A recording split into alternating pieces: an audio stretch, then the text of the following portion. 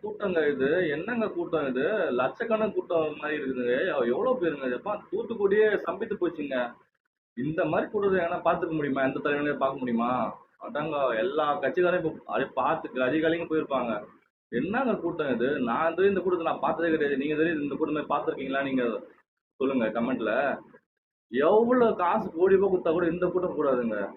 கூட்டம் போடுற ஒரே தலைவனா நம்ம விஜயண்ணா மட்டும்தாங்க. என்னங்க எப்படி இருக்குது இந்த கூட்டம்? எப்போ பயங்கரமா இருக்குதுங்க. ஈ ஈ ஈ மிக்கிற மாதிரி பாருங்க எவ்வளவு கூட்டம் பாருங்க. எல்லாம் யாரால? நம்ம விஜய் நம்ம தாங்க. அவ்வளவு அன்புங்க.